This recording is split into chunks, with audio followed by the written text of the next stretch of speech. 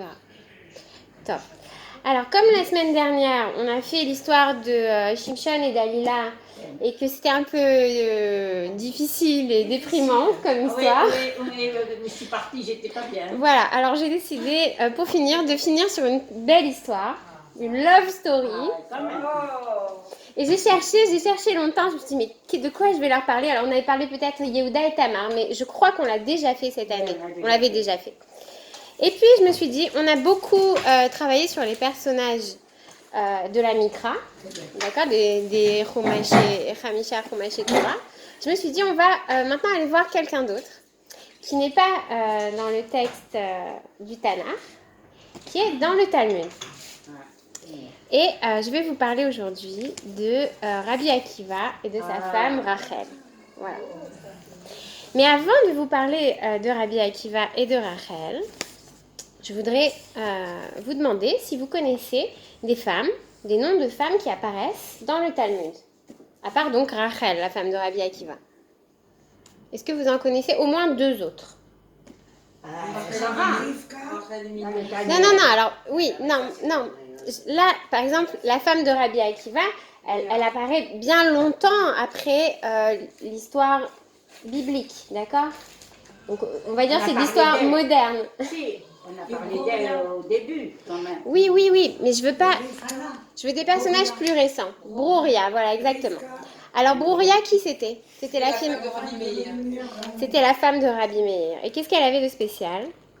Elle était extraordinaire, elle a perdu deux enfants et elle a gardé tout le Shabbat à son mari, la mort de ses enfants, et elle lui a voué 4 Shabbats.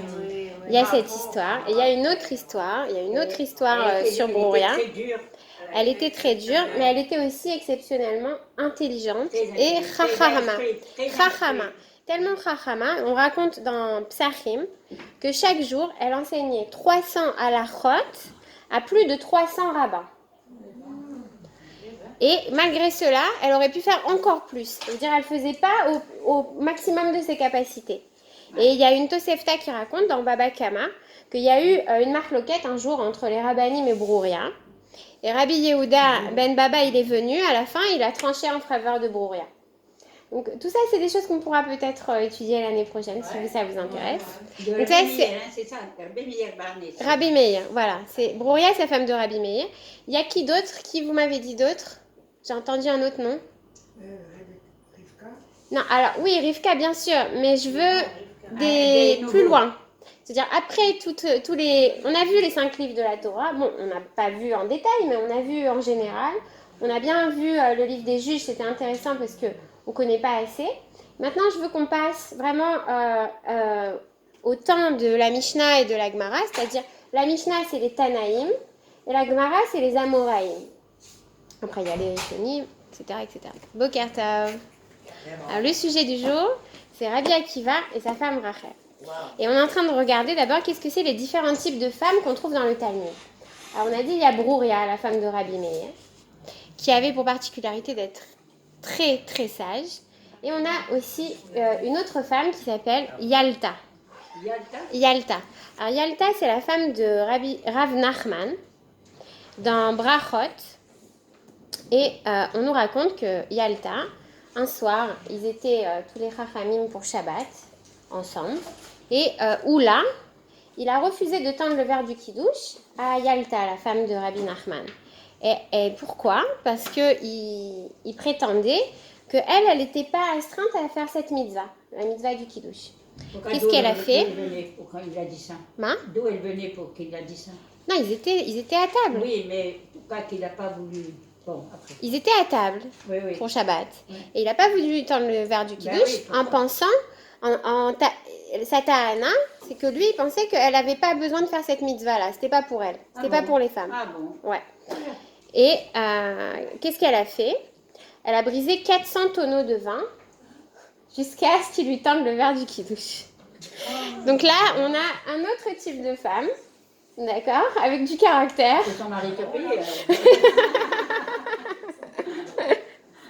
Et puis le troisième type dont on va parler aujourd'hui, c'est Rachel. Rachel, donc la femme de Rabbi Akiva. Alors, qu'est-ce qu'on sait d'abord sur Est-ce que vous connaissez d'abord un petit peu l'histoire de Rachel et Rabbi Akiva? Non? On va la voir en détail. Qu'elle a envoyé étudier, qu'elle était riche, qu'elle a envoyé étudier. Oui, Tout le monde voilà. le sait, ça. C'est Alors, ce qui a ok, été écrit ok, sur ok. Alors, voilà ce qu'on va faire. D'abord, première chose, je voudrais dire que le cours d'aujourd'hui, c'est un hommage au Rav Eli Kahn, Zichrono Livracha, qui... C'est ça. Alors, attendez. Le Rav Kahn, Zichrono Livracha, c'est celui qui a fondé le site Sheela. Vous connaissez le site de réponses et questions Sheela, c'est lui qui l'a fondé. Et il vivait au kibbutz En Anativ. C'est lui qui a aussi fondé l'Ulpan Giour, l'Ulpan de conversion là-bas de En Anativ. Sa femme Dvorah Kahn, elle continue l'œuvre de son mari.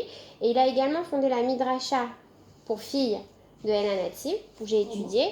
J'ai travaillé avec eux. Où elle l'a fondé? À En Anativ, aussi au kibbutz. C'est à côté de Bet Shean. Tiens. Bet Shean. Bet Shean. Ouais. Et bon, donc il est niftar, mais c'était vraiment un gaon. Il venait de la yeshiva de Montreux. C'est dans la lignée du Rav Bochko. Et je vous conseille ce petit livre, Le Petit Blond avec les chaussures noires. Le petit blanc avec les Voilà, il avait... Alors, ce qu'il y avait de spécial, non seulement c'était un gaon, mais en plus il avait beaucoup d'humour. Il était humble et il avait beaucoup d'humour et il était très accessible à tout le monde. Et là, il explique justement quelques passages du Talmud, des passages de Haggadah surtout, de manière très accessible et très agréable. Voilà, je recommande. Il est décédé cette semaine? Non, il n'est pas décédé cette semaine. Ça fait au moins... Le nom du livre? Le Petit Blond avec les chaussures noires. Le petit blond. Édition Lishma. Lishma.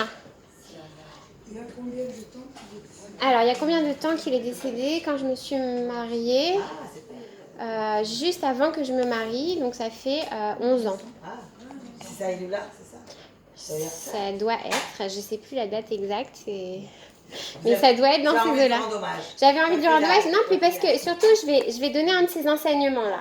Donc c'est pour ça, je le cite, voilà. Donc c'est un de ces enseignements. Ok, alors, on va prendre l'histoire de Rabbi Akiva, qui se trouve à deux endroits dans le Talmud, une fois dans Ketuvot et une fois dans Nedarim. Et la même histoire, elle est dans deux endroits différents, avec des petites variantes. D'accord? Alors, la première histoire dans Ketuvot, je vais vous la lire en français. D'accord? Je vous lis en français parce qu'en hébreu, c'est long. En hébreu, on se servira seulement de mots, de certains mots qu'on a besoin de voir comment ils sont écrits en hébreu pour voir justement s'il y a plusieurs sens qui se cachent. Alors, Rabbi Akiva était le berger de Ben Kalba Savoie.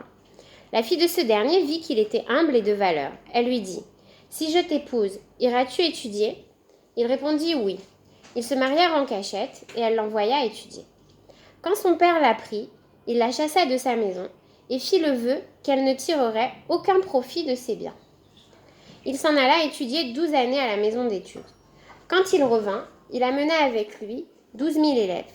Il entendit un vieillard qui disait à sa femme « Jusqu'à quand te conduiras-tu comme une veuve vivante ?»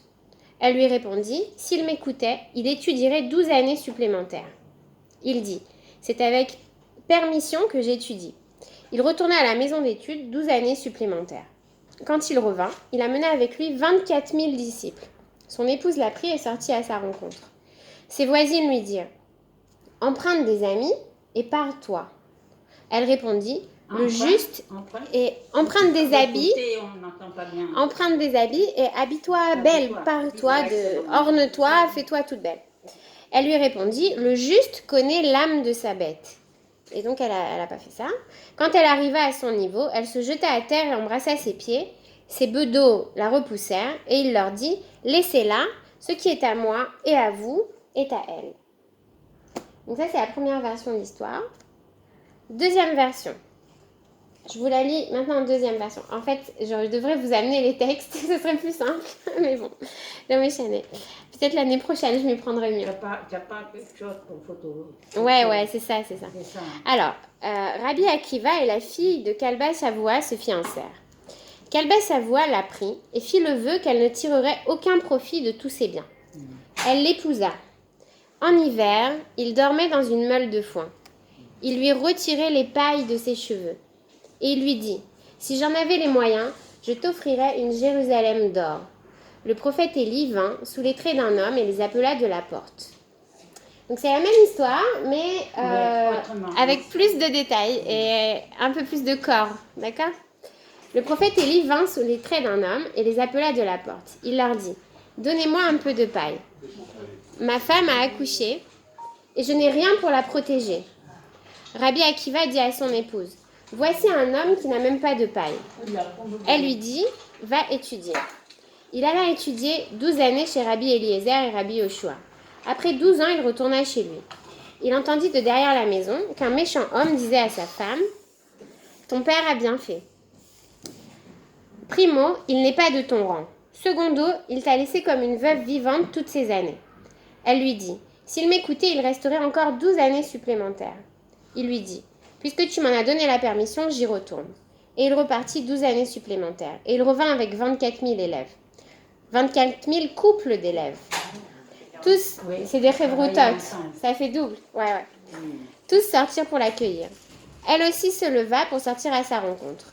L'homme méchant lui dit, « Où vas-tu » Elle lui répondit, « Le juste connaît l'âme de sa bête. » Elle vint vers lui, les rabbins la repoussèrent. Il leur dit, « Laissez-la, ce qui est à moi est à vous, et à vous, ce qui est à moi et à vous est à elle. » Et qu'elle baisse sa voix l'entendit et vint se faire délivrer de son vœu. Ok. Alors, cette histoire est une belle histoire. Qu'est-ce qu'on a? On a Rachel, qui est donc la fille d'un très riche marchand, Calva Savoie, très très riche, et qui rencontre... Elle s'appelle Rachel. Son père a un berger, c'est Akiva, un jeune berger, qui est jeune et qui n'a rien, il n'a pas de maison, il n'a pas, à part ce travail de berger, qui gagne seulement pour manger, il ne gagne pas d'argent, il ne gagne rien. Il est illettré. Voilà, il était illettré, surtout. Et elle tombe, et il est complètement illettré, effectivement, il ne connaît rien, il ne sait rien, il n'a jamais appris, et il est berger. Et puis en plus, il n'aimait pas les sages non plus. On ne sait pas d'où il sort. Je l'ai lu, il n'aimait pas les sages. Voilà, on ne sait pas. Alors, c'est pas vrai, on sait certaines choses. En fait, on sait certaines choses, je vais vous dire après. Ah oui, en fait, on sait certaines choses. On sait par exemple de qui il descend. Vous savez de qui il descend? Est-ce que vous savez de qui il descend? Rabbi Akiva. Alors, c'est spécial. Rabbi Akiva, il descend. Est-ce que vous vous rappelez l'histoire de Sisera et Yaël? Ouais, vous vous rappelez de ça? Dans l'histoire de Dvorah. Yaël qui tranche la tête du général Sisera. Et bien, on dit que Rabbi Akiva, il descend de l'union entre Yaël et Sisera. Quand elle l'a endormie, qu'elle lui a donné le lait et tout, elle était dans sa tente. Et ils ont eu une relation. Et ça serait le descendant de cette relation. Il n'était pas juif. Non, donc c'est vraiment une relation... Il était converti. Voilà. Pardon, je crois que c'était chez Shimshon.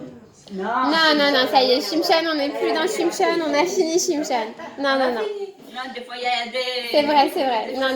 Bah, là, le lien que j'ai fait entre les deux, c'est que ça peut être peut-être l'histoire inverse. Ça veut dire, semaine dernière, on a vu les femmes en lesquelles on ne peut pas avoir confiance. Et cette semaine, on va voir les femmes en qui on peut avoir confiance. Au prix de tout. Donc, c'est un peu l'histoire de Rachel. Et donc, il n'a rien du tout. Et il ne sait rien. Mais Rachel, elle le rencontre. Et elle voit tout de suite, elle décèle en lui le potentiel qu'il peut avoir. Et elle tombe amoureuse de lui. C'est vraiment le cas, d'accord? C'est vraiment une histoire d'amour. Et elle est prête à braver l'opinion de son père. Et d'ailleurs, le Talmud ne critique pas ça. C'est-à-dire, il y a pas, c'est quelque chose qui, de nos jours... Qu'est-ce qu'elle a souffert pendant des années? On ne dit rien. Au contraire, on fait que l'encenser et vanter sa conduite et son mérite. Rien n'est dit là-dessus. Et pourtant, elle brave son père. Elle va au-delà de ce qu'il a dit. Dans la première histoire, il se marie en cachette, dans la première version. Dans la deuxième version, c'est pire. Son père, il lui dit ouvertement, il lui dit non, tu ne te maries pas avec lui. Et si tu te maries, je vais te déshériter. Et elle se marie quand même. S'il te plaît, je crois qu'il faudrait allumer parce que... Oui, je crois qu'il faudrait allumer. Elle n'est pas très bien. Ouais, moi aussi j'ai chaud. Ouais, bonne idée. Non, c'était pas... Mais ouvrez la fenêtre là-bas, ouvrez-la. Non mais où elle est la télécommande? Il marche pas. Il fait la fenêtre. Attendez. Il ne sait rien